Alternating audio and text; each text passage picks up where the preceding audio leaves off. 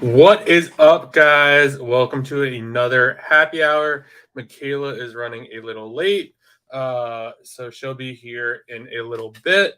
Happy almost 4th of July. I guess this is kind of like 4th of July weekend for a lot of people, so should be a lot of sales coming up, so that will be good. For reselling purposes, selling on Amazon. I know this weekend is last year I spent a good bit of money. So really looking forward to seeing what sales come out. There should be really great cash back opportunities as well. So let me know where you're from, what's going on, if you have any questions, and yeah, we'll get those answered for you. And trying to think what else is going on. So we'll be talking about small and light, maybe some back to school, and as always, whatever questions you guys have. Trying to think what else Amazon related news that we kind of have. But yeah, drop your questions, say what's up, and yeah, we're happy to answer those questions. This week we don't have a guest. We'll have a guest next week. It'll just be me and Michaela. She's running late.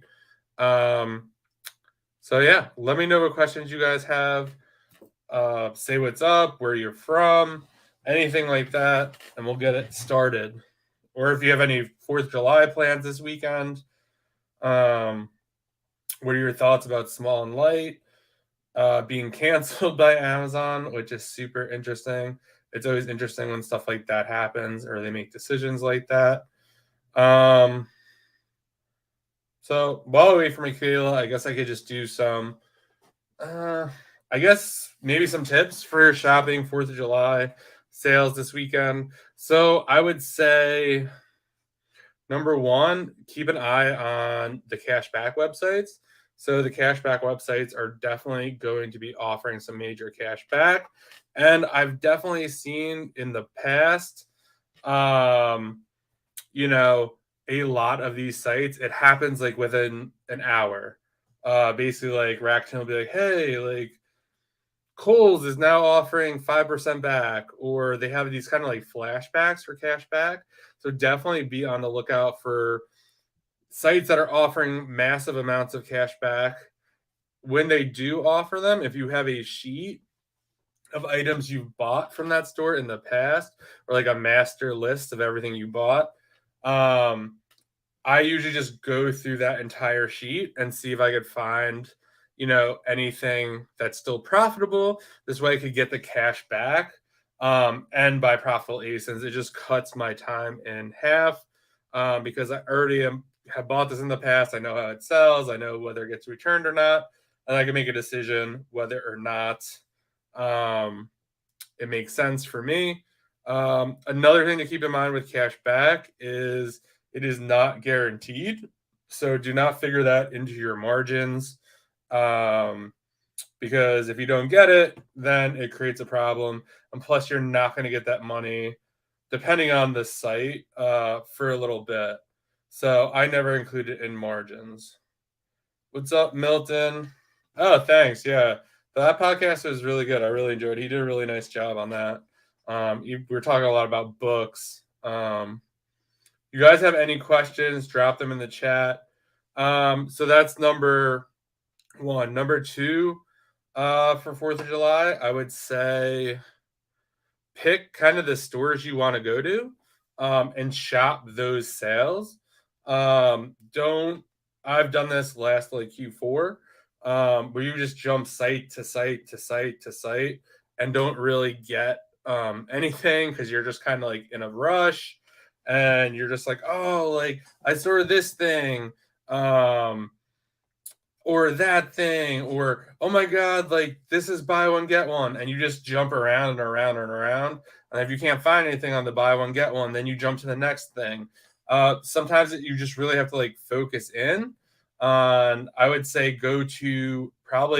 I would start with the sites you are most familiar with if they're having good sales, and then work your way to sites that maybe you don't know, and do those second, because you obviously, this is a time game. You want to be efficient with your time. So you are going to want to shop the stores you're most familiar with first. A third tip for July 4th sales, probably do not take, obviously you want to take advantage of these sales, but be mindful when you're kind of like checking out shopping carts of stuff. You don't want to be buying, especially from certain sites. If it's a really good deal, you don't want to buy 30 of them right off the bat. If you've never shopped there before, take 10 of them. Get yourself familiar with that account or that site, and then later on, when everything goes well, then the next time around they have a site, then you could kind of go crazy. But a lot of these places are going to be offering some crazy deals. So while you want to take advantage, you also do not want to get banned from those sites or your orders canceled. So just be on the lookout for that. Number 4, I would say don't over leverage yourself. Or think that something is such a good deal that it's never going to come back around. So I've definitely done this in the past where I'm just like, oh man, this iPhone is, half off or something. I'm going to buy 50 of them because I've never seen this before. And then you do that, and then the price tanks or something happens, and then you're stuck. Michaela is here. Sorry. No, it's all good. I was giving some 4th of July shopping tips. What's up? Nothing. I got stuck in traffic. Then they took forever to make my sub, and just wasn't doing good. Jeez, yeah, that's funny. Yeah, I was just like, it's like I don't know what to talk about, and then I was just like was making some stuff up. So yeah, 4th of July is a big time for sales, though. Yeah, what are some of your tips for shopping 4th of July? I tend to stay away from like the huge sales. So like if it's something that a lot of people talk about, then probably don't shop there. I don't know. I'm just more like the low key stuff. Yeah. Like the sites that are like not like Nike.com. Yeah. I don't do that.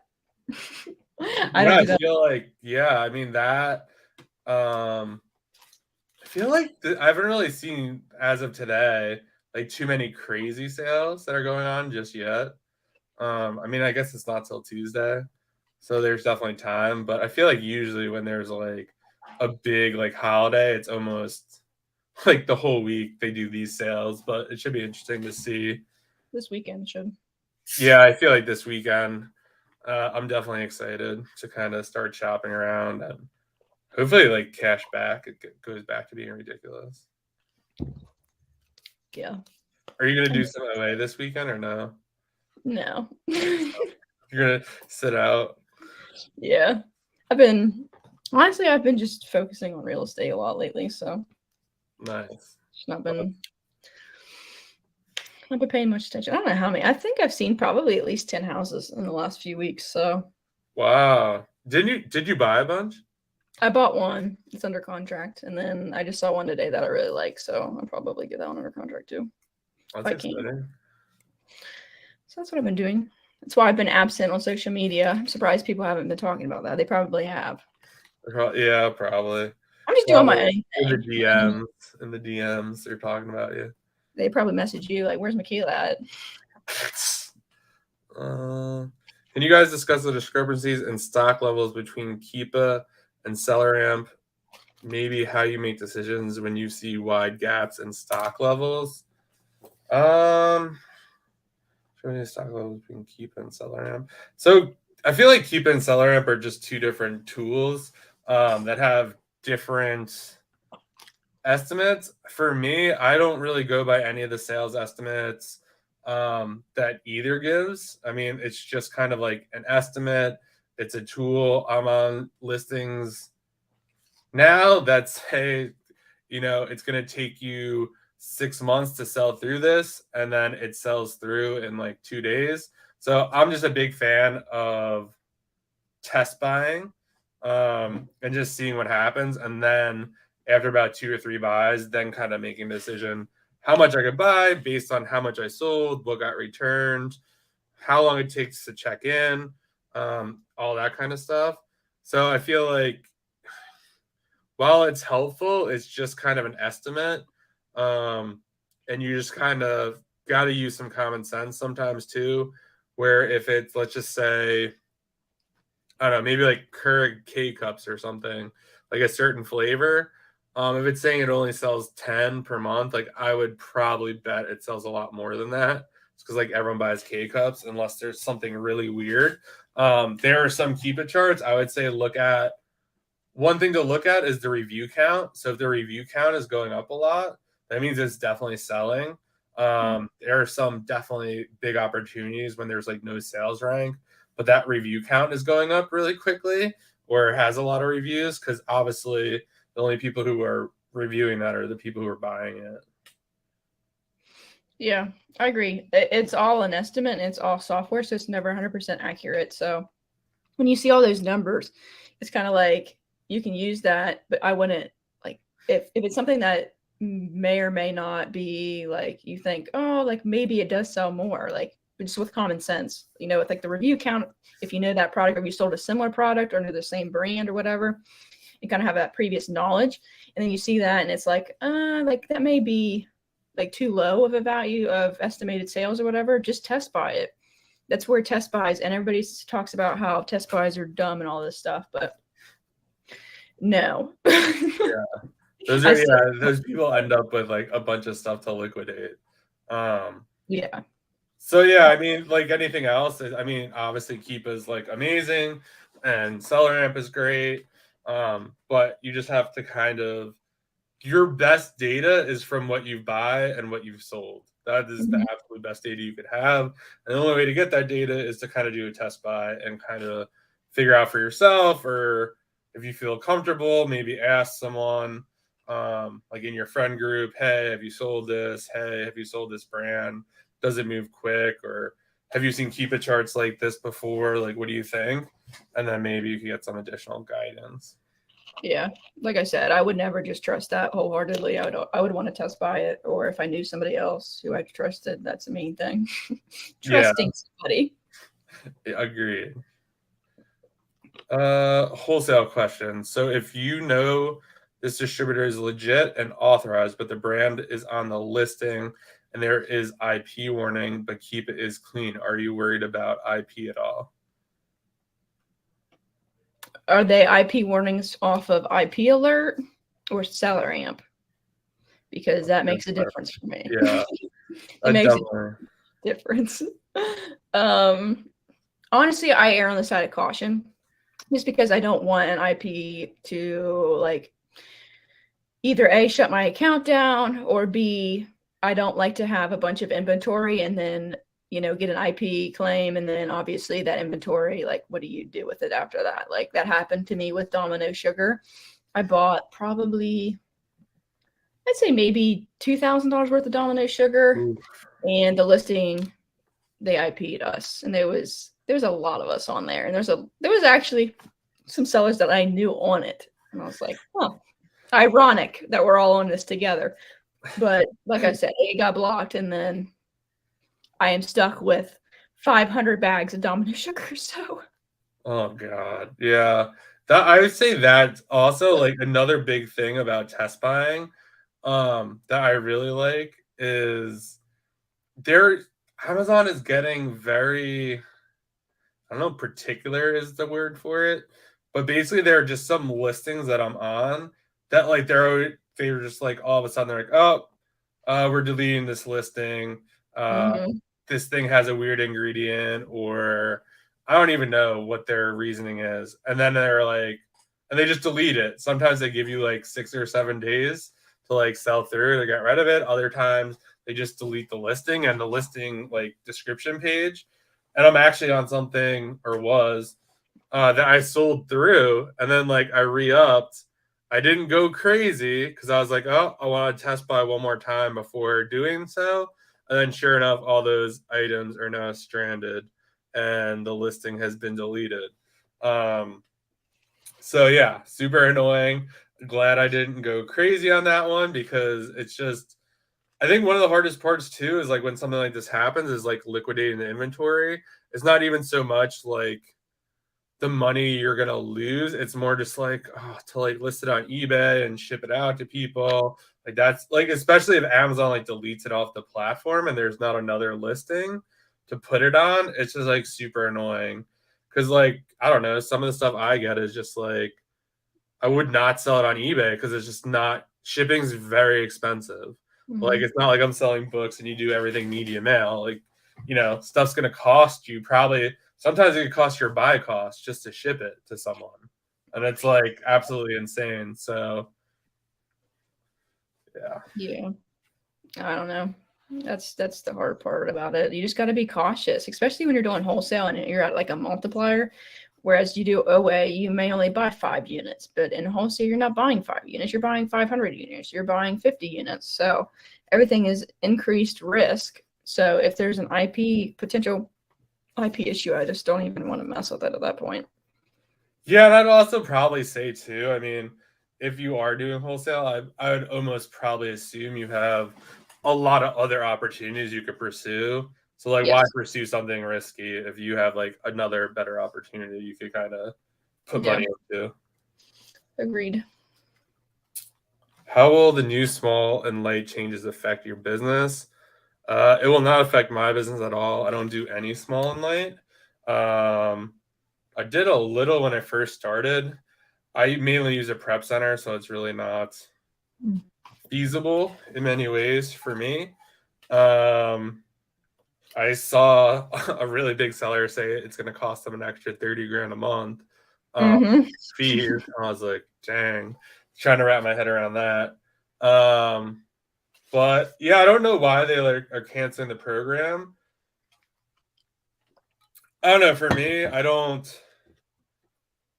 feel bad for people who built their business around that, but this is Amazon. Like this stuff happens all the time. They start something, they stop something. You could sell Lancome, now you can't sell it. Like things just change like overnight. And whether you have 4 pallets of it heading there or not, like it is what it is. And like you just have to make the best of it or stop selling. Like it's not that I mean that's kind of your option there. But yeah, for me, it's not going to affect my business at all. I don't know if it's going to affect any of your businesses. Let us know. But I don't know. Do you do any small line?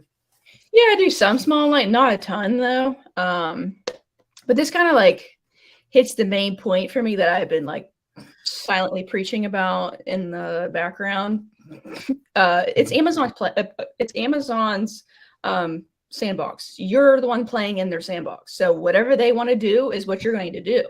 And that's why I tell people like you need to make sure you diversify and you make sure you're set, because at the end of the day, it's Amazon's it's not a level playing field, honestly. It's just you and then Amazon's clear up here, and whatever they want to do is what they'll do. And it doesn't matter if it negatively affects you or positively affects you. They do whatever they want. So I don't know. It's just another example of, how it's just not fair. But yeah, well, that's the thing too. Like it's a great opportunity, and there's not many opportunities like that. And like I love selling on Amazon, and it's just this stuff happens, and you just have to deal with it. Like I was set to have a massive book business, and then things kind of went the other way, and I didn't want to do what I needed to do to just like merch fulfill or do stuff like that. So I pivoted and basically uprooted like 3 years of really hard work to pursue online arbitrage and do some other stuff. And it's tough, but I don't know. It just makes me laugh at some of the people who are just I know a lot of people are like, oh, like I'm so happy there are like lazy OA sellers who just send to prep centers because it makes small and light possible. And it's like, well, maybe we had the right model. Who knows? yeah, and what drives me nuts on Twitter, especially, is like people complain about people complaining. And I'm like, what? Like people are complaining that people are complaining about small and light going away. And then I was seeing like people were complaining because like if you complain about like the bad side of Amazon, or you tell, you know, the stories behind the bad sides of Amazon, then people think you're complaining. But then if you show only the good side, you're promoting, you know, courses, you're trying to sell people. So like there's no like happy medium anymore. Like people, yeah, like no one's happy. Like you cannot make nobody's happy. And that's why honestly I'm just in my own little world. Like I don't need this in my life. Yeah, that's I just got on there last night and I was scrolling through and I was just like, people were complaining about people complaining. People are saying that we shouldn't, that people are talking about the bad sides of Amazon, but then when people talk about the good sides of Amazon, everyone's like, well, you don't ever talk about the bad side. So I'm like, do you ever win? No, you never win. There's always somebody saying something. Yeah, and I mean, I guess it's like in anything else though too. It's like, I don't know, like just having a business, like in general, like if you had a restaurant during like COVID, like your world was like turned upside down, and like there's nothing you could do about that. And so like it happens in every business, you know. And I don't know, I think we have it a lot easier than like a lot of brick and mortar businesses. So I mean, you gotta like keep that in mind as well. Let me clarify what I'm doing. Restock levels. Doing a lot of A to A, but many times running into Keepa saying Amazon only has 5 in stock, so they cut their price. But SellerM says Amazon has 1,000 in stock. Yeah, I don't know. Again, I would probably just like tread lightly, like especially if Amazon's like on the listing or is in and out of the listing. You know, see how much buy box they really take when they are in stock. Yeah, that's kind of a tough one. Yeah, I mean, I feel like you could only figure that out by test buying. Yeah, that's just the game of A2A. Yeah, I mean, I've been on some listings with Amazon where I'm selling fine, and like the buy box statistics that of how many times Amazon is in it versus other sellers seem to check out. I've also been on listings where it's 100% false and Amazon never goes out of stock. I mean, there's also times where maybe like, I don't know, anyone else, like Amazon just can't get the product for whatever reason. And then when they do get it, they happen to have like a gazillion of them, and then they just stay in stock. So, I mean, it's always hard to, I guess, bet against Amazon or play against Amazon because obviously you never know. And I mean, I don't know. I guess I would say you should look. I think a good tip for that is look at your store, see how much you've sold of something, and then look at yourself on Keepa on that listing and see like what the discrepancy is, like how many did they match on, and then go from there. I know like sometimes it's pretty accurate. Other times, like I wish I sold that many, but I definitely did not. So I feel like that could be like a good way to look at it as well. Yeah, I don't know. It just that's just A2A, and I honestly like my students and stuff. I never recommend doing that kind of thing when you first start out. Like, it's just a lot of kind of guessing, and you just kind of have to know how to do that stuff and be really good at it, or you'll lose your hind end very fast. Yeah, I feel like it's always hard to like kind of do those. Yeah, it's for me. I feel like it's just way too risky. Like I talked to some people and they're like, yeah, me and like 4 people like cleared out Amazon of all their stock. I'm just like, oh shit, like that's pretty crazy. Like, you know what I mean? Like, I don't know. I would assume Amazon will probably restock it, but I mean, I don't know. Who knows? And then like a year later, they're like, yeah, that was like the worst idea ever. But like in the time, they're like, oh yeah, this is like a great idea. Yeah, it's a risky play, but people make a lot of money off of it. I used to do it. Oh yeah. When I got out of it, because I got into wholesale, but yeah, it's definitely fun when you win. It's kind of like Russian roulette to me, honestly. Sometimes. I feel almost like a lot of like kind of OA and reselling. It's like a legit way to gamble almost. Yeah. Like you're looking at like, let's say you're playing blackjack, like you have your cards are like you're at 18 and like it just seems that like that is the place to stay at, and then like the dealer gets 21 and you're just like, damn it, like I did everything right, like I followed all the rules, like all this stuff, like according to the book, like this was like exactly what I should have done, and then you lost. And then there are other times where you should definitely lose, but then you win. I mean, it's kind of at times It's a gamble. crapshoot. It's a calculated gamble. It is. It is. If you think about it, for a bunch Yeah, of and I demons. feel like that's kind of what would probably make a lot of people uneasy. I mean, some people be like, "Oh, if you know how to read people, like you'll never lose money." Like that's 100% false. Like things happen all the time that are just like out of your control. And like for me, like I restocked something that I sold through in like 2 days, and now the listing got deleted. I mean, that's not like something you want to hear, but like it happens, and like it was a calculated bet. And anytime I buy something, I'm always looking like, what is the break even? Like, does this make sense? Like, if I buy this and I'm supposed to make $5, I have the potential to make $5, but if it goes wrong, I'm gonna lose $10, and there's a good chance it could go wrong. That I'm not buying that. If I could make $10, and if it goes really wrong, lose like two, then yeah, like I'll take that bet and like see how it plays out. But yeah, you just never know, and I don't know. Kind of in a way, it's frustrating, but it's also like that's why I'm just such a big fan of test buying. And then even when things like are testing out well, like I finally went deep on something after testing it like 5 times, and now like the buy box got lost. I'm just I was gonna say, then it oh goes sideways. but like I don't know, hopefully it comes back. But it's just like stuff like how like I've literally been selling it a while, and I'm just like, all right, it's time. And then like it wasn't time. Where it was time for the buy box to go away. I mean, like I don't know. Oh, that's just how it be, though. I mean, honestly, this is all a calculated gamble. Like, if anybody tells you no, they're lying because it totally is. Yeah, I mean, we at one point, like when we were selling Nike, like we all knew, like there were so many of us on listings, and like The inevitable was coming. like what happened to that listing, and like what was said, like was not correct. But like we were all on the listing, so like we're like, yeah, like the thing tanked, like no one made money on it.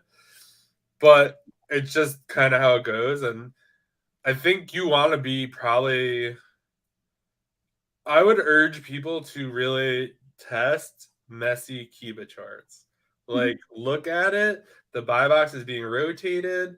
Even if it says it only sells 10 a month or 5 a month, buy like 3 or 5 of them. Test it out for yourself and get that data. Because I'm telling you, there's a ton of opportunity and stuff like that. Because most people, like when I first started, I'm like, oh, pass, pass, pass, pass, pass, pass.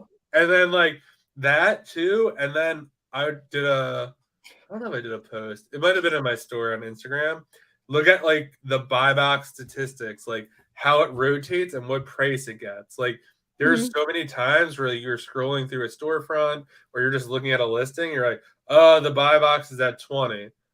There's a really good chance that like it could buy box at 25, like 75% of the time, and just happens to be like that is in the buy box as 20. So like that's a really like slept on opportunity, because like obviously 75% of the time the buy box is $5 more. And if you just assume that it's always 20, it also goes the opposite way. If that's 75 and it's usually at 50, like that's a really good way to lose a lot of money. Because I've definitely been there where I'm like, I think it will hold at 75 by the time everyone else finds out, and then yeah, it doesn't work. This is good stuff right here. This is the real. This is the real side of Amazon. Yeah, agreed. Why do YouTubers get so caught up in 7-figure seller nonsense instead of average monthly net earnings? That's a good question. I don't know. That's a can of worms right there that you're opening Yeah, up. That could get us canceled from the community answering that question. I don't even. That's right. Yeah. I don't know. I feel like, because like, I think it's the same reason. I'll say this. So I think it's the same reason why Amazon shows you your sales and not your profits. Because it would be like almost like not fun to see that you made $50 a day. Instead, you see that you made like 500 in sales. And it's just like kind of something with your head, like to like be like, oh, like made $500 today, and it's like, no, you really made like 25 or 50 or whatever it is. But like, it's just kind of marketing and just how it works. I feel like, I don't know. That would be like my bet, and then it's like, I don't know. That's what sells people. I mean, I got into the game because of like orange bars. I was like, oh damn, like I didn't know anything, and I was like, saw someone. I think it was like $100,000 a month. I'm like, man, like even if only 10% of that was mine, like, or I think I was like, even if 30% of that was mine, that would be amazing. And then it's like, it Then turns you out find out. nowhere close. Yeah. Ah, But I was like, okay, like this is like kind of cool. Like, all right. And then I got in and like obviously like I learned. So I feel like if you're like, oh, you could make $50 a day, like that's just not like super exciting for a lot of people. But on the flip side, you know, True. it is what it is. It's marketing. Yeah. I don't know. I think a lot of whenever you get into seven figures, even at six figures, I see like people's egos get really large. Like Yeah. you can't even fit them in your room large. And I don't know why, but that happens. And so you'll see people in there throwing shade left and right, and people calling people out for doing things. And I just sit back and I just do my own thing.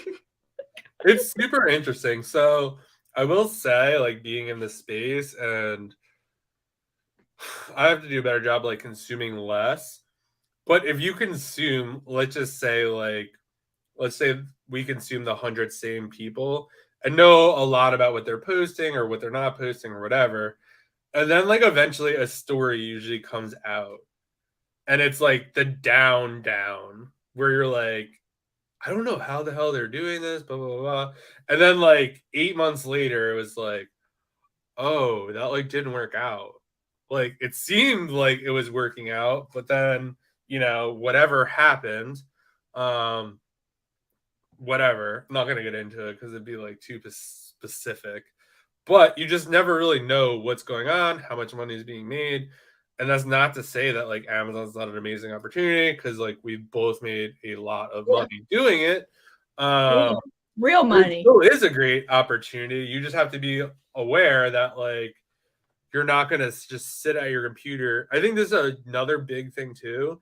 I think a lot of people think that you just like outsource all this stuff, and you might eventually. I was talking to someone who has a pretty big VA team the other day, and they were just like, yeah, it took like 3 years to like set the team up, and they were selling for like a long time before that, but like to get it like fully fleshed out and set up. And I think like you almost have to treat reselling as like a job. Mhm. Like you don't source for an hour a day. Like, you know, if you were at work, you know, if you work for me, like my virtual assistant sources 8 hours a day, like 7 hours or whatever it is. Like that's what they do. And like if you're just by yourself, or even if you're doing it full time, like maybe consider that. Like treat it as a job. Like, hey, I'm gonna search Keepa, or I'm gonna do reverse, or I'm gonna do this sale or whatever, and like treat it like a job, and then you'll get results. Like if you don't show up for a job, like you don't get paid. It's the same with Amazon. Yeah. As much as I think the social medias for Amazon are like super helpful, I also think it's a double-edged sword because there are just some people that just like not good. But then there's obviously people, you know what I mean, that do as they say they do, and they're actually helpful. But like I said, it's a double-edged sword. If you're new, like you got to be careful like what you consume when it comes to the social medias, because there are really good people out there, but then there are also really bad people out there. So Yeah, just do your homework. I think again, it's just like common sense. If something seems like way too good to be true, It it is. definitely is. And it just, if it doesn't line up, then I don't know. Think about it before you act. I've been on eBay for years, pushing out higher end sneakers, so I love risk. Not Russian roulette though. It's just getting boring. So I'm trying to learn Amazon. It's a beast compared to eBay. Yeah, I 100%. mean, Amazon is great, and yeah, the sales volume. I forgot someone like left a comment on here saying that basically like the volume on Amazon versus eBay, it's like 5x or something. I don't know. It is 100%. Like I sold Like, on eBay for like a hot second, and I can't even believe it. yeah, I mean, obviously, I've sold books on eBay. I was selling more like rarer books, but there are definitely books where like eBay maybe one sold in like a year, and on Amazon they sold like 10 or 20. So the volume's definitely there. Do either of you use repricers? If so, do you reset your price daily? With Be Cool, it seems to always shoot down for my minimum and stay there. For me, I use Go Aura. And for my repricing settings, I just have, they call it like, I think they call it like an oscillating mode, or it's called oscillation. And basically, I set a min max. So, like, if I, let's just say, if I think, if it's usually selling for maybe like $15, I'll put my max price at 20 to like push it up. And then, like, let's just say my min price was, I don't know, $12. And then the repricer just prices between $12 and $20 and kind of just finds the happy medium for the buy box. And then hopefully it stays there. It can definitely be frustrating because I've definitely had times where, you know, you're making $2 less sometimes, but then it's just like sometimes you're making $2 more. And I'd rather just get the sales both ways, just keep inventory moving. And it's not necessarily guaranteed either. I think this is a big misconception. You're like, oh, like I won the buy box at 50. And it's like, well, it doesn't mean you're going to win it again at 50. Like you won it once at 50. That doesn't mean anything. Like I've won like buy boxes at like 50, but then the majority of the buy box was at like 45. So it's great if you could like catch one of those 50s, but you're really just kind of looking for that happy medium. Yeah, I don't really set it every day. I'm more looking at my sales when I wake up in the morning and kind of looking at stuff, or looking back through kind of like, like I don't think I remember seeing a sale for that. Like I bought that a little bit ago, and then kind of going in or just kind of reviewing um, stuff on Amazon and seeing like why hasn't it sold or why hasn't it, and kind of adjusting based on that. But I'm just a big fan of putting at like 20 or 30% ROI and just kind of let Aura do its thing. Yeah, I use Aura because of John. Boom. Yeah. I love Aura. You have an affiliate link yet? Yeah, there actually might be one below. Oh, I should have used that. Dang it. Okay, well, Michaela I doesn't even didn't use support it. me. I'm a It's fraudster. ridiculous. No, but I honestly try to mess with my repricer at least a few times a week, just because I'm super like particular about things. But basically, what I do is I check my sales, and like if it's in line with what I usually do, you know, based on that time period. So like around 1 o'clock, I know I get X amount on a usual basis. And if it's not where it needs to be, then I have a good inkling that like there's probably something going on with the repricer that needs to be adjusted because I'm missing out on sales.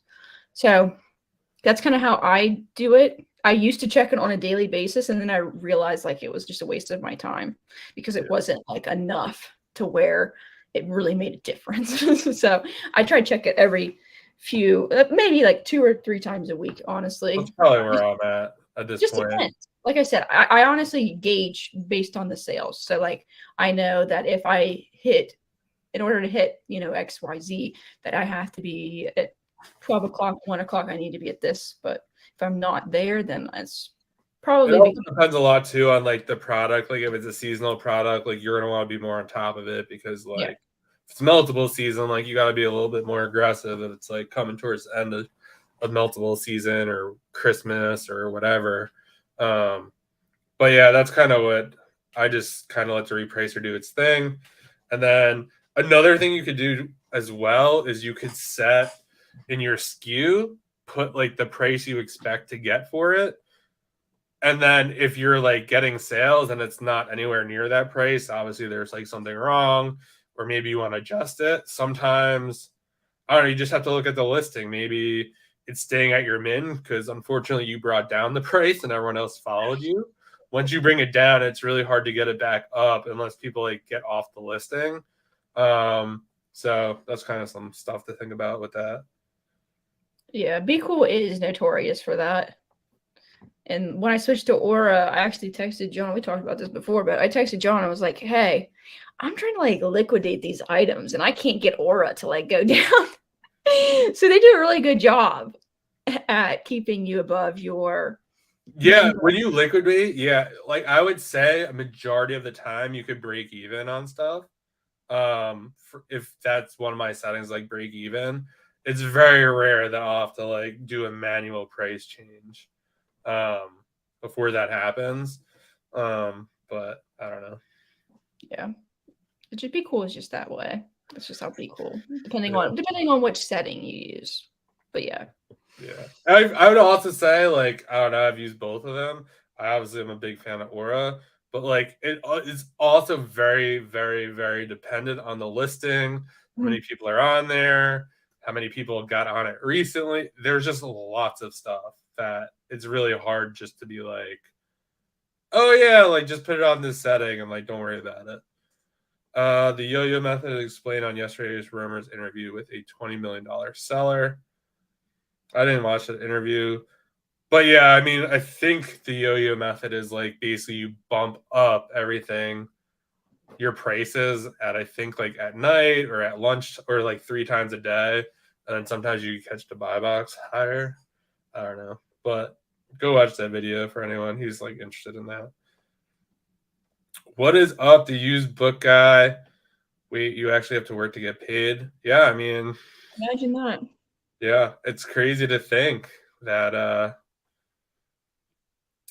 that is the I thought we were case. supposed to get paid to do nothing. I mean, I signed up for this, and I'm just absolutely shocked. Yeah, that is true. Do you think there will be less OA sellers this time next year? I do. I definitely do. I feel like there'll be probably less and less as kind of more people get into wholesale or as more people as Kohls steals more of people's Kohls cash. It's just kind of like inevitable. Mm-hmm. I mean, I think it's always like a lot of opportunity, and it's this could actually be like one of the better times to get into OA. I think it's like probably like been selling on Amazon for a while, and I mean books especially. And there was always when I was selling books for 4 times, there was like probably every year there's like this books are dead, this is dead, like this is gonna kill this or that's gonna kill that. And then like just the stronger people survive and the other people who like are just doing it as a hobby or I don't know, whatever. They don't want to do it anymore or they don't need the extra money anymore. They just kind of stop. So yeah, I think as more people get into wholesale, I think a lot of people are just going to go that way because like they're going to be showing like big numbers and big POs and all that stuff, and that's going to like kind of like attract the people that way. I don't know. I think OA though for me, I'm always going to keep doing it. Yeah, I agree. I think more and more people are trying to do wholesale because wholesale is the buzzword. It's been like VAs and all kinds of stuff in the past, but it seems to be the biggest buzzword is wholesale. And I think a lot of people are going to get burnt pretty badly here. I don't know. Just saying. You heard it here, guys. If it happens. You heard it here. I will predict the future. I'm telling you right now, people are going to get burned on wholesale. You guys part of Amazon account health assurance, so Amazon doesn't suspend your account for no good reason. I think. Do you have to opt into that? I thought they just put everyone in there. Maybe you did have to opt in. You do. I think you have to like. I opted in. I have Yeah. a bone to pick about that. There's a major bone to pick about this one. Okay, so just as you said, so Amazon doesn't suspend your account for no good reason. Newsflash. Section 3 suspensions aren't covered under Amazon account health assurance. A lot of people don't realize this, but they can technically suspend you and not even give you like, you know how they're supposed to like talk to you about it. As long as you cooperate and all this stuff, that they won't shut your account down. False, completely false in some ways. Yeah, Section 3 isn't covered in it because I know somebody, actually I know multiple people who suspended for Section 3, and Section 3 covers a vast amount of suspensions. So it's not just like one thing. So it's kind of like an umbrella term for, if you want to know what Section 3 is, just look it up on Google. I don't know the exact list of things, but yeah, just be careful. Because a lot of us assumed that everyone was going to be, you know what I mean? Like, okay, like this is going to prevent a lot of unnecessary suspensions, like whatever. But like Section 3 covers like stuff like drop shipping, which I don't agree with, but it also covers stuff like account linking. So like if you were linked to another account and like you actually didn't have any idea, like that doesn't protect you at all. Like they can still suspend you and they do not give you any notice. I actually know of somebody this happened to, and they had account health insurance and it didn't matter whatsoever because it was under Section 3. So you just kind of have to watch. There's some stuff under Section 3. Definitely brush up on Section 3 policies because, like I said, it's going to be very important. And also, I'm like a firm believer in having the account, like the lawyer on retainer. So like, it's very important that once you start scaling, and if you're getting into like getting loans and like you're leveraging credit and like you're putting stuff at risk, it's not just play money anymore. Like it's actual real money. Like if you lost it, you'd be like in major trouble. I would get that because it's like $99 a month. And like if you do get suspended, then they help you, you know, because it costs like $2,000 to $5,000 just to get your account. I think most of that just for like one time, like submitting it. Like yes. not even like a second revision or anything. Yeah. But if you get, it depends on who you do it through, but like Seller Basics, like as soon as you register, you're protected. So like if you like the next day would get suspended, then you're actually covered under their membership. So look into that as well. I always recommend doing that. It's only $99 a month. Like I would rather have that than, you know, something else, another subscription, honestly. Yeah, I agree. It's always good to have some like insurance and in case something should go. And they help with like IP counterfeits, stuff like that. So you honestly, you get a lot of money's worth out of, if you get IP claims here and there, or you get counterfeits a lot, then they help you handle all that stuff. So it's honestly worth the $99. Like I 100% would pay for it. There you go. John, did you ever do bin sales with your book business, and do you have any recommendations? No, I've never done bin sales. I would say I did a good job at kind of finding specific people who wanted certain books. So there was one person who sold books to kind of like school teachers. So like he wanted like kids chapter books, picture books and stuff like that. So I just kind of throw them in a Gaylord, and then he would come and then go through them and take what he want, and I would charge him per box. I worked with another person who had like a bookstore that was just featured, that just had history books on just pretty much everything. So anything that was like a history book was thrown in that Gaylord, and then he would take absolutely everything. He'd come box them up. So I think that kind of the key to that is making it as easy on yourself. You know, having them go through it, have them boxing it up. Obviously, you're not going to get as much money for it if you did it yourself. But I think for the kids' books, I was getting like $10 or $15 a box. And the history guy was like $7 a box or something. but like I wasn't really doing that much work. Like when you're scanning books, you have to throw them in like a bad Gaylord or like another Gaylord. So like to just throw it in like a certain genre, it didn't really make that much sense. For me, I probably would not do bin book sales because I don't know. It just seems like kind of like a nightmare. And then you have to like put them in the bin, you have to take them out of the bin. Like I'm sure like there's probably like people get hurt. Like I just don't think it's a good idea. But I mean people do it. I mean Goodwill outlets are total bin. If you've never been to one of those, I hate the Goodwill outlet, so I would never want to kind of like do that exact model in my own facility. So I don't know. You just want to try to get as much money for like the books that you can in like an easy way. And you could just put something on like Facebook Marketplace, be like, oh, like just take a picture of your Gaylord or Gaylords and just say, oh, like if you want a certain genre of book, like let me know. And then hopefully you'll be able to find someone who will like buy them in bulk. Find projects with messy products with messy keeper charts that you don't even need a repricer for that item. That's another good tip from Matt. Yeah. I mean, that is kind of messy keeper charts. I think that's like maybe that's the new trend, the messy keeper chart. But yeah, I mean, I've had pretty good luck, I feel like, as of late. And then yeah, it's just like anything else. Once you kind of find like that keep a chart or that category or that store that you could really like crush, it just gets a lot easier. And then like, you just kind of have to build on that and go from there.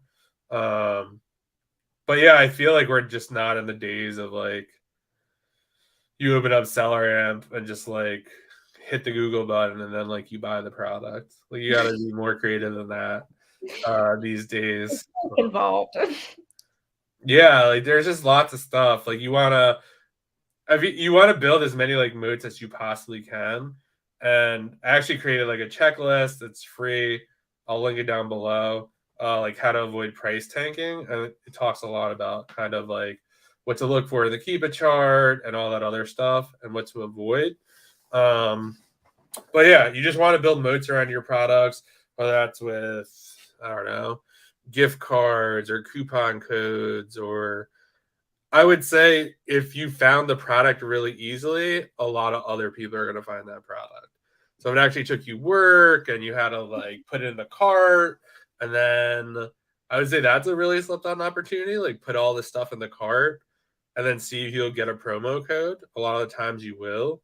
If you're using like plugins like Capital One Savings and all that kind of stuff, because sometimes on the surface it's like, oh, this isn't profitable. But then once you put it in the cart and they like give you a promo code for like 10, 15, 20% off,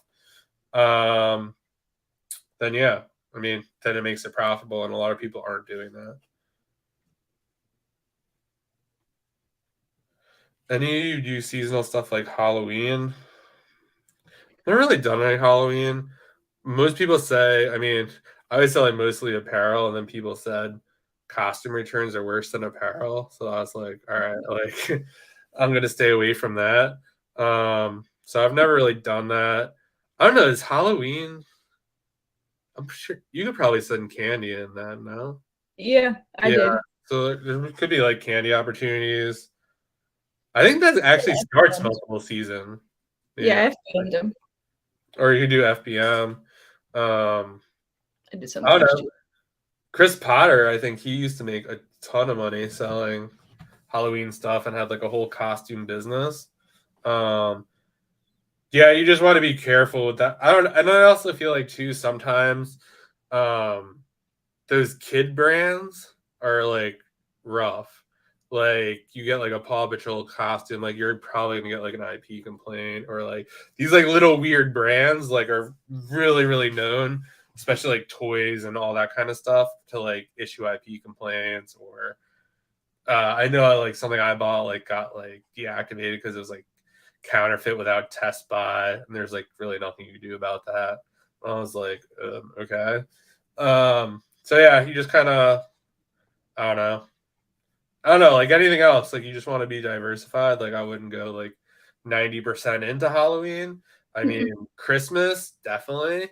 Definitely doing a lot of stuff. I think you just have to I don't know, just be smart about it and Yeah.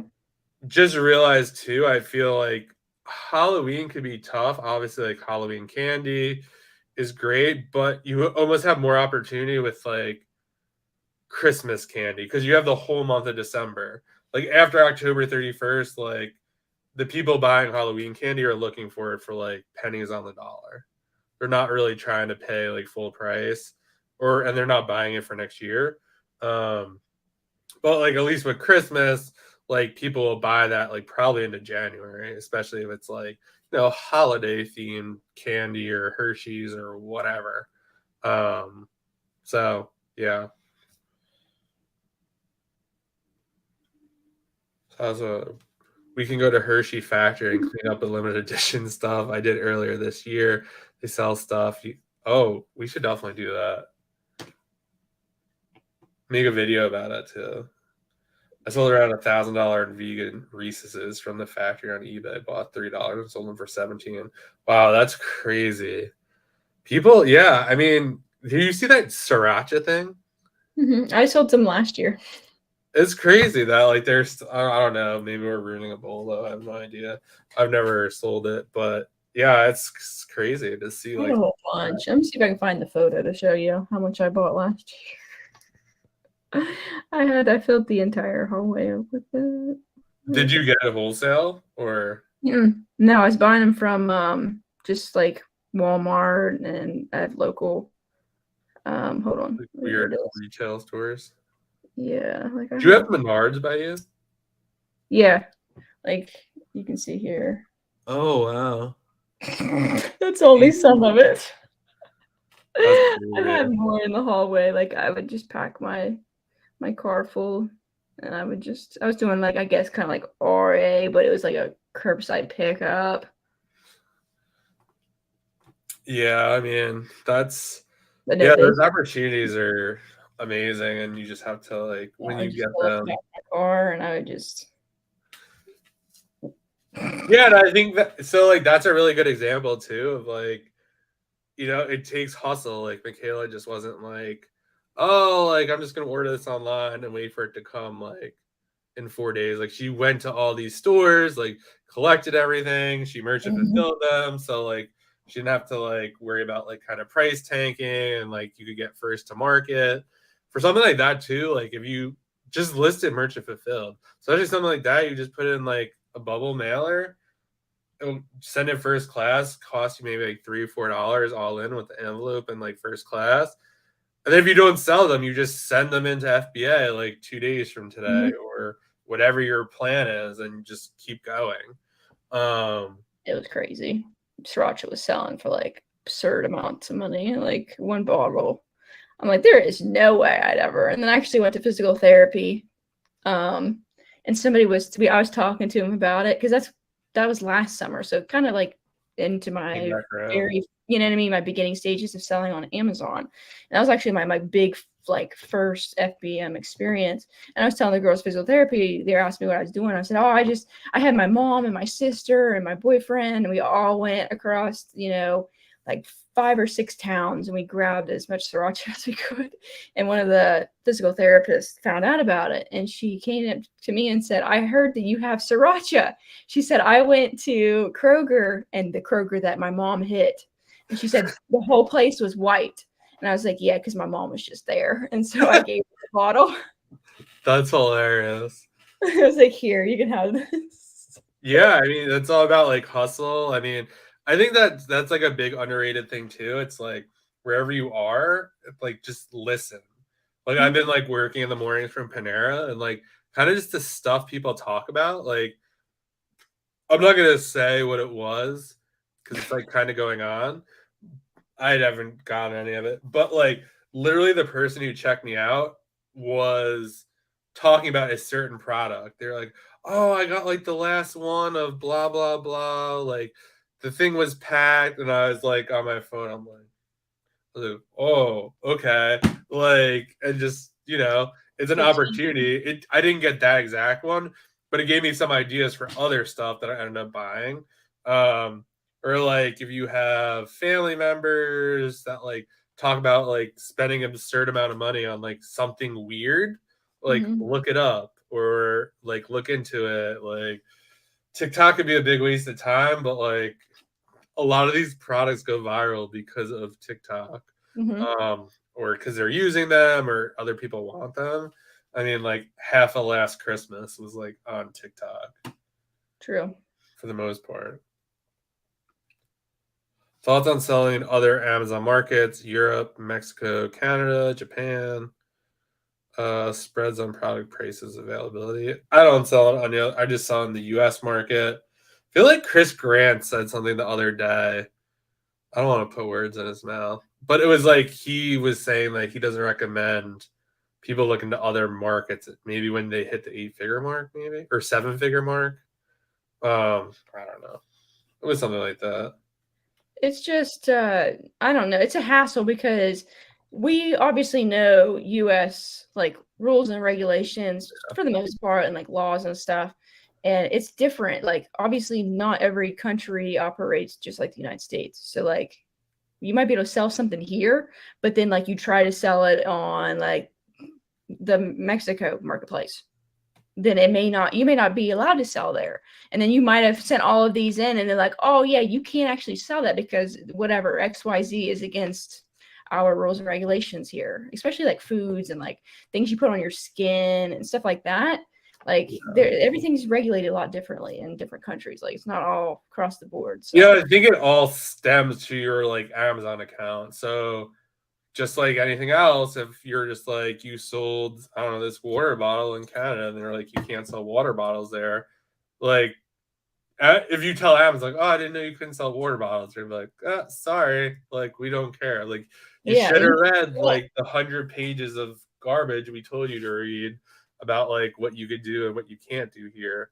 So I don't know. It's not something I'm like. I know bigger sellers do it, but I don't know. It's just not interesting for me at this point. No, I'm good. I seen sriracha at the grocery outlet before this shortage. My wife told me not to do it. I would have been. You probably would have been retired. I went crazy last year for sure. I didn't even think about it this year until I saw it way too late. Yeah, that's the thing too. When you see this stuff, and like obviously we're talking about it now, like I probably would tell you not to buy it at this point because it's all over the place. A big tell for that is when you see like almost like an owner of a Discord group like basically post like, hey, we told all our members to buy this sriracha. That's like not the time to buy the sriracha. Like that ship sailed like a month or two ago. And they're just kind of like being like, hey, you would have known about this if you were in our. Yeah, when they boast about it, that's when the train has already left the station. Yeah, pretty much. And then I mean, it could be like a good idea to be like, oh, like I don't even know what like sriracha is. That probably sounds dumb, but like maybe there's like other stuff that's similar to sriracha that I don't know. So maybe look into that. Why is this happy hour called happy hour, but no getting drunk? Horrible branding. I think maybe next week, because Drew's coming on, and he said after 75 hard, he's like, we have to have a drink on the happy hour. So I told him not to do that. I was looking to buy a ton of vehicle chemicals and bring them in until I found out they'd probably be seized at the border or banned here. Yeah, I don't. That sounds like a bad idea. Yeah, that sounds like a nightmare waiting to happen. Yeah, I mean, I would not do that. I would say that too. It's like when you're talking about like chemicals, like stuff on the body, stuff you consume. I actually interviewed Ashley Hayden on my channel.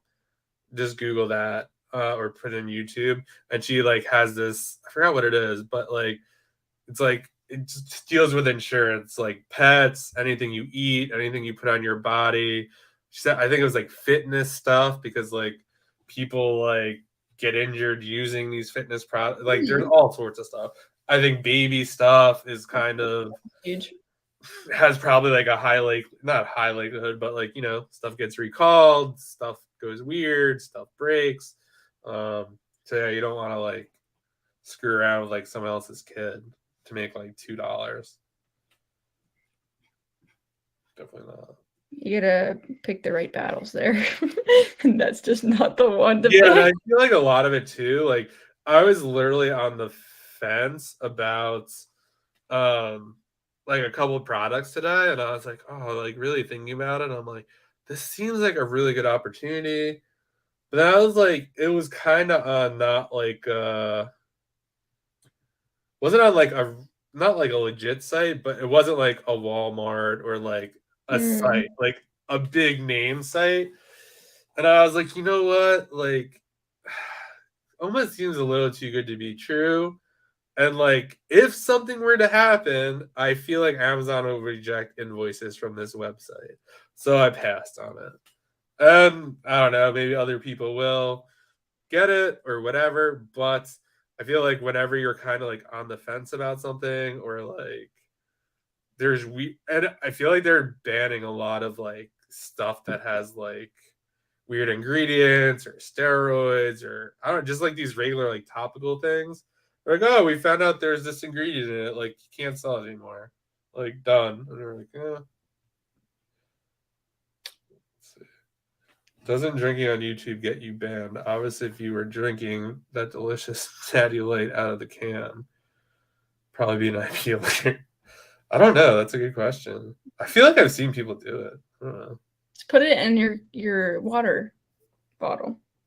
Yeah. Yeah, maybe I'll do that. You'll never know. Are you FBA Jedi Master still taking students? Are you still coaching? Yep. Yeah, I do it one-on-one now, but yeah.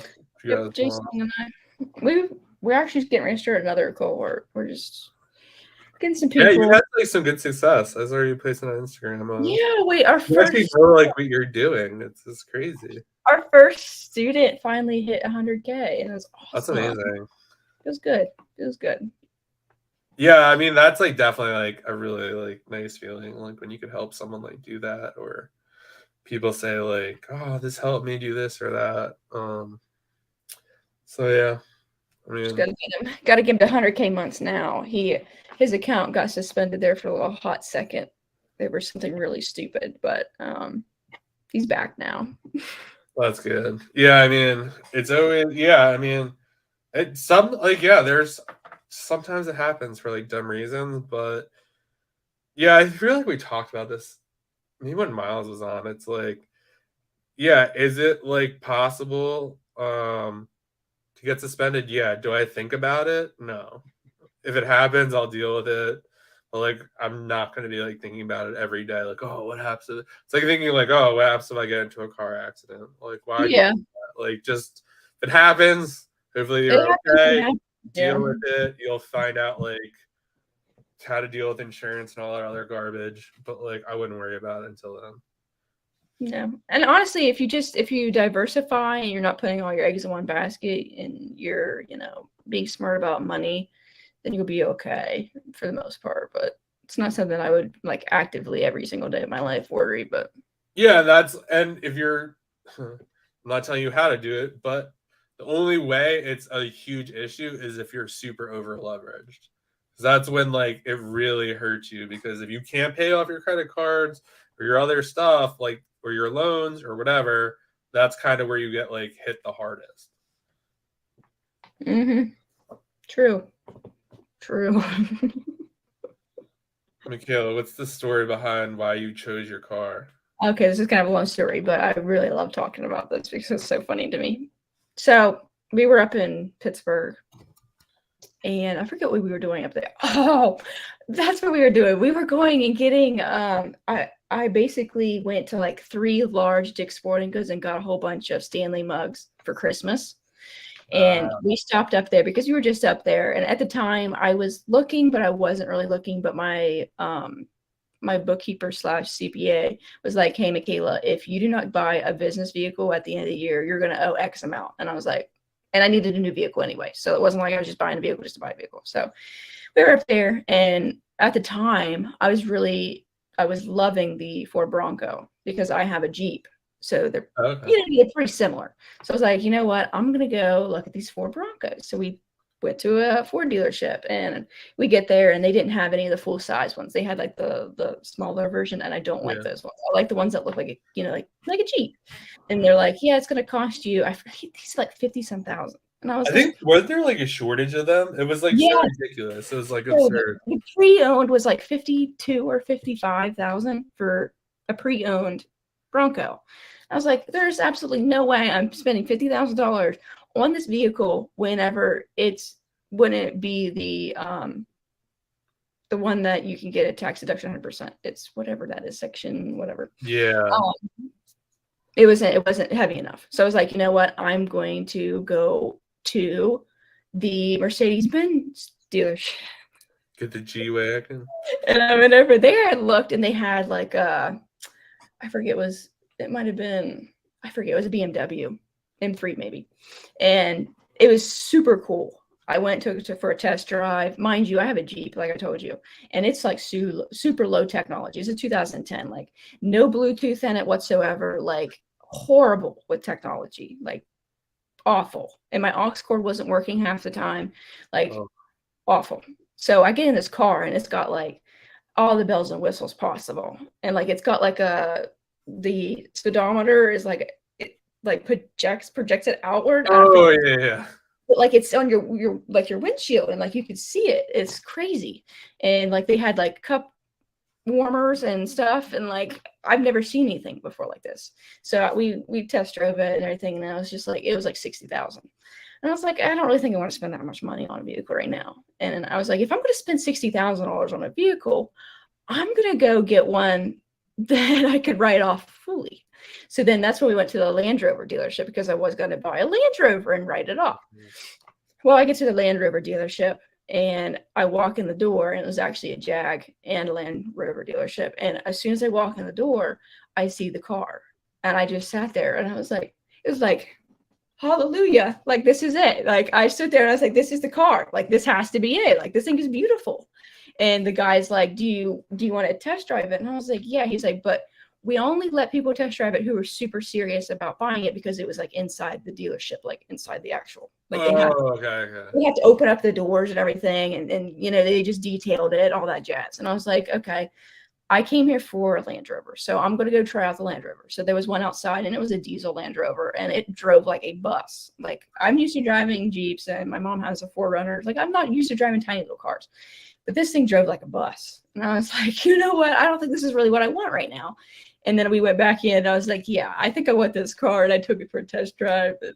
Boom. And then here we are today. And then I got it, and I liked the red, but I wanted something a little bit different. So then I went with the purple iridescent black one, the black wrap that I have now. Yeah, that does look really nice. It looks really nice. I love it. It's super high maintenance because you have to make sure you wash it every week. And then you have to put, I got it ceramic coated, and then I have to spray it every 3 months with this stuff to help it. And like obviously it gets rock chips and stuff. And I actually had to get the quarter panels replaced. And because I don't live on a dirt road, but like during the winter, they put a bunch of cinders and stuff down and rocks on my road because it was super icy, and they don't like to come through here and clean. So they put a whole bunch down, and I was driving my car, and the way that the Jags sit in a lot of those cars, they just sit weird. And whenever you run across rocks and stuff, there's just no like flap for it to hit. It just sprays amongst the car. And so I ended up getting it replaced because it was just like pellets, like all on the back quarter panels. So I got those replaced, and I put PPF on them. So that way it was a little sturdier than just the wrap itself, because the wrap it's not like a super hard protectant, like it's super thin, like thinner than paint.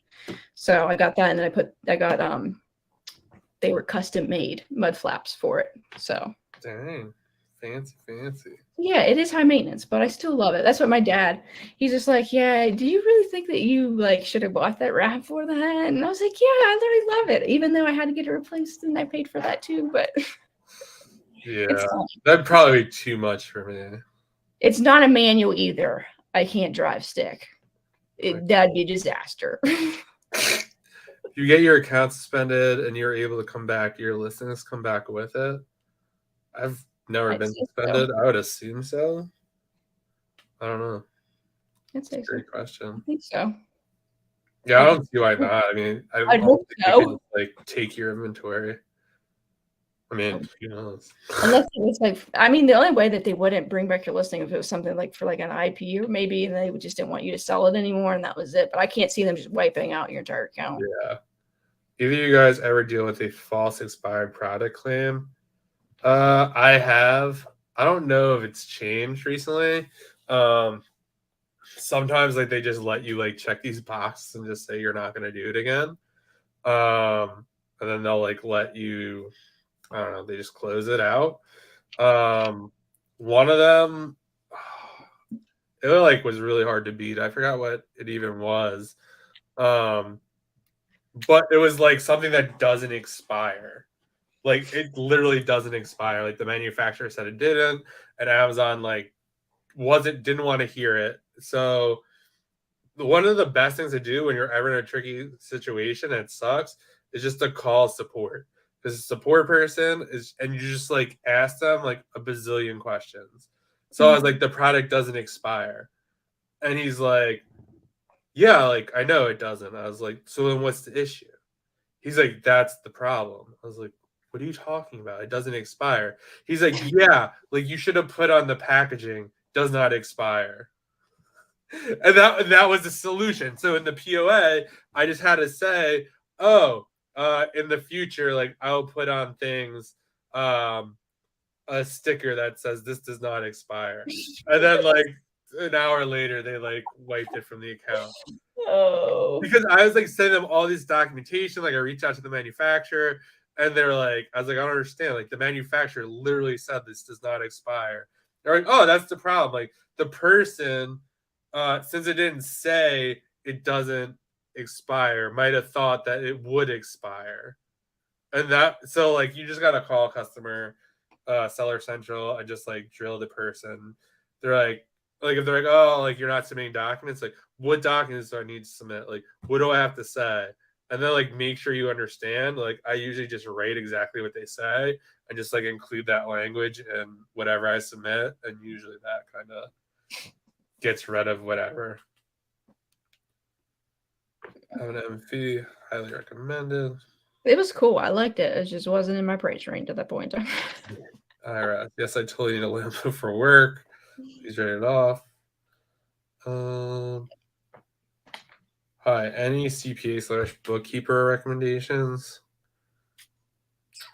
I don't really have one, to be honest. I don't like recommending them because I recommended one to somebody and they were awful. So yeah, I mean, people. You know who I would actually recommend just because like I've heard good things about him. Chris Potter. Oh yeah, Chris Potter. I'd recommend. That's not who I use. Yeah, I'm not an affiliate. Yeah, he's really knowledgeable. We should have him on the channel. We should have him on. Yeah, I interviewed him a while ago, but he'd definitely come on. We should, and then people could bring their questions about that stuff, and then we don't have to give tax advice. Yeah, like this is not tax advice. Yeah, I think for a lot of stuff like that, like Prep Center, Bookkeeper, obviously, like we'll recommend Michaela's Prep Center, but like other stuff is just like hard. Like I just feel accepting new clients too.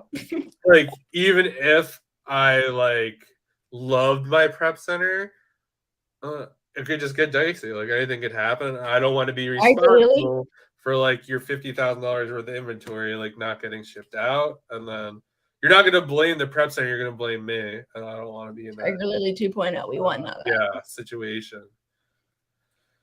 Speaking of that, what an acceptable expiration date for say skincare? 6 months from shipping date too short? I don't know. Google, Amazon, FBA expiration dates. They have them all listed out. I think 2 years. Yeah. Like I feel like also vitamins and stuff. Like it's like weird. Like if you send, someone was saying this the other day, Like if this was for like 365 days or something, like it would have to, like the date the customer got it has to be 365 plus what Amazon. I don't know. They lay it all out. So Yeah, look at it's that because it changes, and I don't want to be like on the there's hook a for something like that because that's obviously some serious stuff because people are probably consuming it or putting it on their skin. So you want to make sure you're kind of doing that correctly. Mhm. All right, we'll make this the last question. Michaela, how/why did you get into the prep center business? Is it because your parents were tired of all the boxes? No, my parents, they don't care. I mean, they kind of do right now. It's kind of messy in my house because I got returns everywhere. But it's a funny story, actually. I've got a lot of funny stories, but um, my business partners, Ricky and Long, they actually reached out to me on Instagram to do a consulting call. So I jumped on a call with them. I think it's been almost a year ago now. And they had me help them with some OA stuff. Both of them had different backgrounds before, joining together and doing this OA business. And so they didn't really know how, or, what I mean? They didn't know the ropes of OA. So I actually mentored them. And after the call, I just kept talking to Ricky because he was into real estate and that's where I was wanting to head. And I just didn't have anybody in my family, or I didn't have any friends in real life or even like online that did real estate. So I kept in touch with him and we literally talked for months. And then one day he just reached out to me and was like, "Hey, would you be interested in opening a prep center with Long and I?" And I was like, "Yeah." And at this point in time, mind you, I've never met these people in person. Like this was just an online like business relationship. And we actually remotely like planned all this stuff out. And I flew out in last November when we first opened the prep center. And that was the very first time I actually got to meet them in person. I actually didn't know what Ricky looked like for like a hot second because Ricky would always come on the Zooms with it just black. So I just hear his voice. I wouldn't see his face. And so like it took me Wow. figured out what he even looked like. Because when he was on the It's call, like when the person remains like anonymous and they like he's screw just up like a their voice or super, whatever. and like, I understand now because I know him and I know the whole story and stuff. But yeah, he was just kind of like super anonymous. And like I just knew very little about him. But then obviously as time went on, like I understand now. But yeah, it's a cool thing. Like we just happened to meet each other and we just formed the prep center. And Ricky actually has a bunch of warehouses and stuff. So like he has like the training and the, all of the statistics and like making sure that we're making money and like how many units we can have each person do in order to like maximize the amount that we can make every day. Like he has all those numbers down. Like he's just a super mathematical brain. So he obviously handles all of that. And then I'm more of like That would be important. I'm like the face of it. Whenever you think of Oregon Prep Center, you don't think of Ricky and Long. You think of me. Yeah, true. That's what I brought to the table, honestly. I mean, that's the most important part because, like, if you don't have clients, you don't I have brought the anything. clients in, and You could that's have all like the prep key. numbers and metrics, but like if there's no inventory, That's what I was telling. I was telling them. I was like, okay, like when we get ready to launch this, like I'm gonna post about it, and like I was pretty confident that I could bring in a decent amount of people, just because I was telling people. Such And a actually, big pain point too. So it's yes. like, And it was right after like the Tiger Lily situation. And like I knew that if like my name was attached to it and people trusted me, like they would trust my prep center. And so I wanted to make sure like we did this right. And when we like launched it, we got an overwhelming amount of responses for like our prep center. And like we actually had to waitlist people like not even a month into it because like we got so many people. Like they texted me and they said, "We didn't even expect to get half of this amount of people." Like crazy. I'm like, that's what I'm here for. That's yeah, you guys, if anyone wants to sponsor the podcast, like we could work miracles. Yes. And like one day we're gonna be on the absolute coolest #1 podcast in the category we're in. Just give it some time. Yeah. We're getting there. Michaela, how does one go about becoming your student? You give me $1 trillion.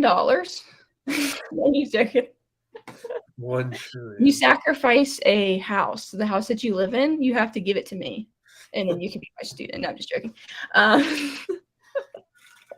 No, you just reach out to me. We have a website with all the information because it was like a long thing, and we kept like John, another J song, that John. We both do it together, and so we kept on repeating ourselves. And John's just like, why don't we just make a website, and then we could just direct them to the website, and then they could fill out the application there, and then it's all together. So we just made a website, and so yeah, you just fill out the application, and then John and I we do like a call with all of the prospective students, and then we answer your questions. We make sure that you're like the right fit for it, because we just don't take money to take money, because there's a lot of people out there who just want your money, and we're not about that. We want you to learn. Money. We don't need the coaching money. Like we don't need that. We do it because both him and I like coaching and mentoring. So obviously when we get paid for our time, but I don't think it's honestly that like expensive actually, because you're getting 2 mentors, and like our program's like half the price of some of the other ones. All right, this is for real, the last one. I did everything, still got an expired complaint. I did get the one where you could just check the boxes, but it's my best weed plan. Concerned about more false complaints coming through. I mean, it's always unfortunate when that kind of stuff happens, but at the end of the day, like your account health is much more important. Like you could find another best replan. I don't know. For me, I don't like to do stuff that like is gonna like keep me up at night. Like, and plus, I don't want to buy, because I remember when I got the expired claim, like they kicked me off the listing. Like it's not like you could sell through. Like if you get like an authentic or something, like you could still sell like your stock, but the expiration date one, like you can't sell anything. I think they go stranded. I don't even know, but it's you're just definitely not available on the listing. Maybe something definitely not to go deep on. I think it kind of goes back to like what we were saying a little bit before. It's just like you just never want to like bet a lot on one thing because things change. There's so much opportunity out there to find other products. Like find another like best replan because they're out there. I would rather like spend like a month or two like trying to find that again or something similar to that than like worry about whether or not like some customer at 3 a.m. like wants their money back and just decides to hit like expired because they think that will get their money back. So yeah, I don't know. Do you have anything to say about that? Yeah, that ties with the whole everyone's gonna turn we talk about. It's Amazon's sandbox. So like you always have to make sure that you're like diversifying even within your Amazon business, like the small and light situation. Like if you were like, say 80% small and light, you're about to get wiped like hardcore. I think you only have like 28 days, right? Or something. Yeah, you don't even have enough time. So like you're gonna get absolutely wiped. That's number one. 2, all of these replens and stuff that you have these replens, like replens are nice, don't get me wrong. But like if your store relies on like a certain replen, then you need to like diversify that a little bit more. Yeah. Because you can't rely on one thing, one brand, one category, like one of anything. You need to make sure that you diversify it. And like the small and light thing really, it's going to hurt a lot of people. Like it does suck. You know what I mean? Like it's not complaining. This is just real. Like there are going to be businesses that are going to be hurting for the next few months because of this, because they have been, doing a lot of small and light. Like you said, there's a big seller who does a lot of small and light. And so obviously that's a huge detriment to his business. So now he has to figure out kind of where to go from here. They were literally just like, I could either cry about it or I could just move on and like pick up the pieces. Yeah. And you're going to move on and pick up the pieces. You're either going to let it destroy your business, or you're going to use it as motivation and overcome it and become stronger out at the end. And I'm sure he's looking back at it now and thinking like, okay, like maybe that wasn't the best idea, like to put all my eggs in, just one-ish basket. Like this is probably, a good thing for his business, not like short-term, but long-term. Yeah, I think like a lot of Amazon's too, is like you do it till it doesn't work. And like it eventually doesn't work. Like apparel eventually just didn't work for me, just based on what was like going on, and like it just wasn't working for me. So like I took a big hit Mhm. initially, and like it wasn't as Now cool you're on still where you need to Instagram be. because like my sales weren't as high. But now like I'm back on track and I have this whole new way that is just much more reliable. Mhm. And like now it's like gonna be back to like really getting like bigger months. But it took me like 3 or 4 months to like fully test stuff out, to try new stuff and do all this Mhm. other stuff. And it wasn't fun. It was annoying. Every day when I was sourcing for stuff, I was like, oh, I should just keep selling apparel and deal with it. Um, but I decided, I was like, no, like in the end, this will be better. Um, but yeah. I wouldn't just abandon grocery products either. I'm not saying you needed to abandon everything, but Oh like yeah. I think you need to spread as wide like on your, you know what I mean? Like don't just do grocery products. Like make sure you're doing some other stuff. So that way if something does happen, because it happened to me just like it did John. Like I did Nike predominantly, and I'm not afraid to say it, like last Yeah. year. And I got absolutely wiped whenever like after back to school happened, my numbers went down because A, Same. that people were just jumping on the listings, and B, there's just like a supply chain issue with Nike stuff after the back to school craze. So like there was nothing for me to buy. And so like I didn't have a plan B at that point in time. I was just relying on one thing. And then like that honestly was like a turning point for me. And I was like, you can't just rely on one thing anymore. Like you actually have to do some other stuff. So then now obviously my business is built on multiple different things because I learned Yeah, my lesson. that's the other thing too. It's just like you want, yeah, like it's great to go. Like I made a ton of money selling Nike stuff, but then like it just came a point where it's like, yeah, it just got too out of hand. I mean, people still make a ton of money selling Nike, but like I was like, nah, this isn't for me. And one of the hardest things is it, obviously I could source, like I'm very good at sourcing, but to source a whole new category, Hard for when yeah. you spent like a year and a half like mastering one, you know where all the sales are, the best place to get everything, like it's really hard to replicate that Mhm. in, another area. I mean, I know I've bought like tons of stuff and like you're just not familiar with it. So like you miss stuff on the listings, like like with apparel, like when you're selling Nike, like the biggest thing is like color and like know what the Nike sign looks like and where it's placed on the clothing.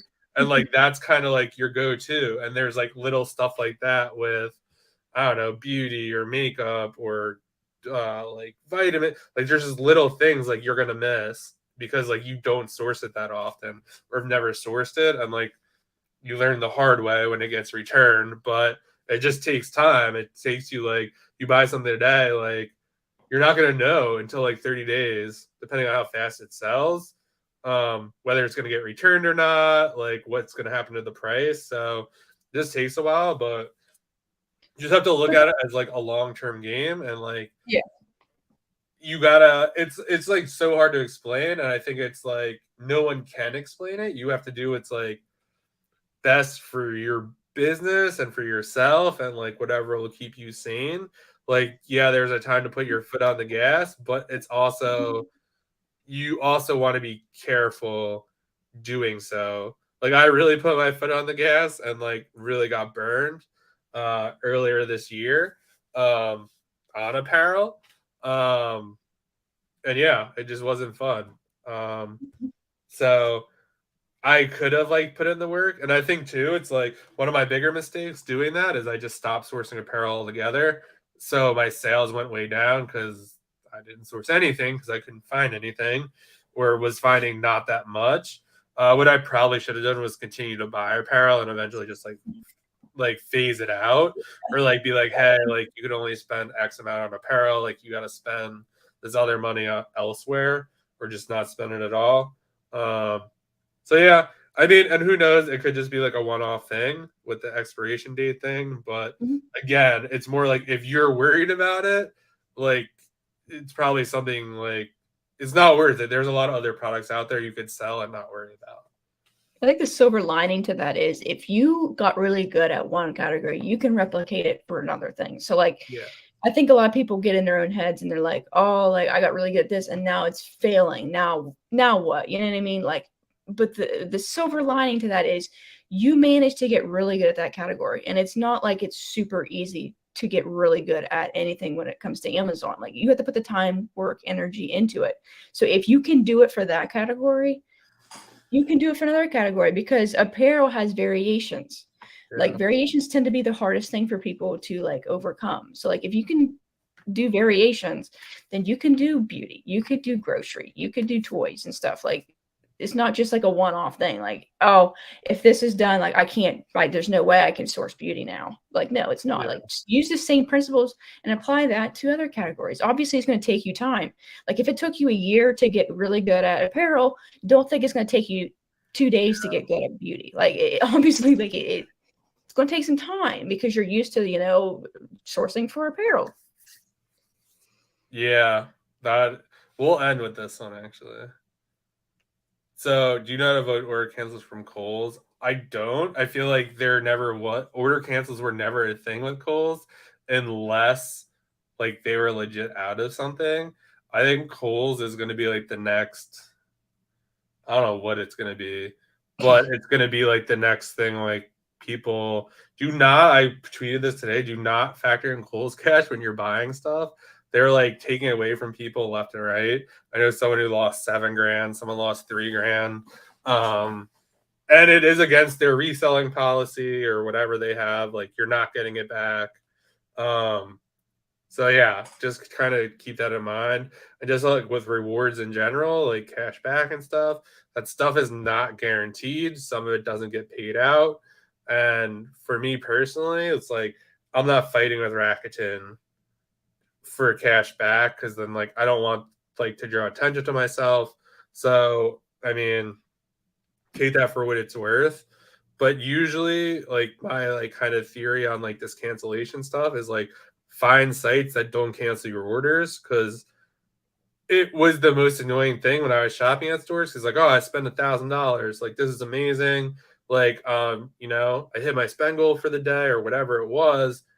And then like 3 days later, when like it gets refunded, I'm like, oh damn, like they're good. Like I have to spend another 1,000, or you know, you got to remove it from the prep center. It just like creates a nightmare. So I would say I would highly suggest looking at other stores other than Kohls, because it's like the new like Nike, I guess. Everyone's shopping there. Super competitive. A lot of the stuff you're buying is going to tank. You run the risk of not getting Kohls cash. If you're figuring that into your margin, like that's a big chunk of, you know, what you're figuring in. And yeah, you're not going to be able to like sue Kohls or like go after them. So yeah. Yeah.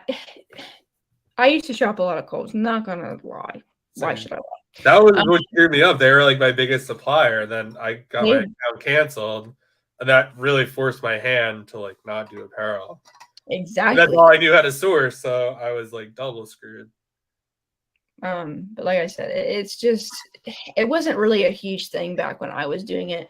I don't know about you, but like it wasn't, I wasn't getting much cancellations. But like now, I think it's because a lot of people are doing it. People, you know, obviously people are catching on. Kohls is catching on. If you're running up Instagram videos now, Twitter. Yeah, that's what I'm saying. If people are boasting about it, that train has already left the station. Yeah, that was like the biggest secret. Like people do lives, like don't say the name of that store. Like yeah, it was like that. Now it's. I remember last year. Yeah, So I got really mad about it. My mentor got mad because I posted pictures of my Kohls boxes.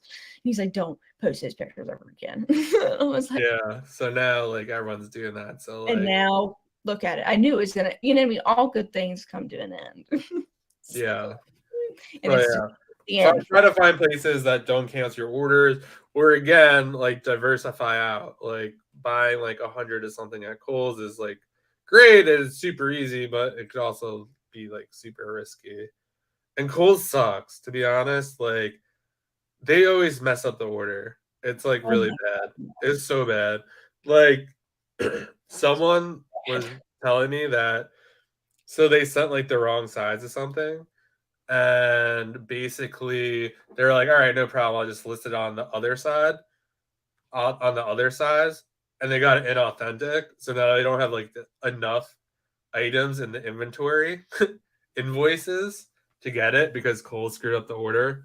So they're short like, I don't know, 20 or 30 of whatever it was. And I'm like, dang, like that sucks. But yeah, be smart. I think if you guys learned anything, it's be diversified and just spread your honestly, risk out. diversification. Can we put that as the title? Diversification. Yeah, I'll do The that. diversification podcast. Diversification podcast. Yeah. That's very important. That is the word of the day. Yeah, it's like master like 2 to 3 categories. You can do it one at a time, but like being able to, I would say that, or master 2 or 3 stores that aren't going to cancel your orders. And then like work from there and just know that at any given point in time, like who would have thought that Kohls would eventually stop canceling orders and stuff like that. But here we are today talking about it. So just realize that at any given time, something like that could go away. But I definitely took advantage of the opportunity when it was around. So just kind of do that. And I guess like I would just leave on this note. Like it's also, I definitely made that mistake early on where I was just like replanning because I couldn't find other stuff.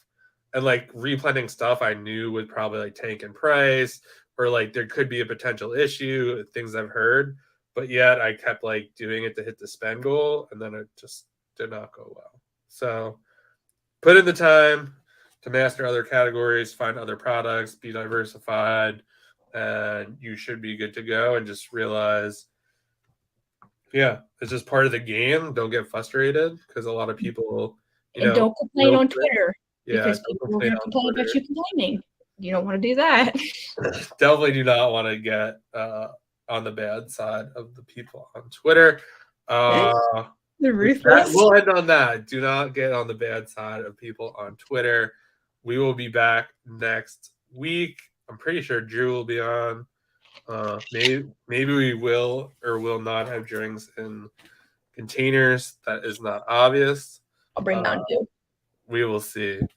But have a good 4th of July and spend a lot of money. Lots of money. A lot of profits. And yeah, we'll see you guys next week. Peace.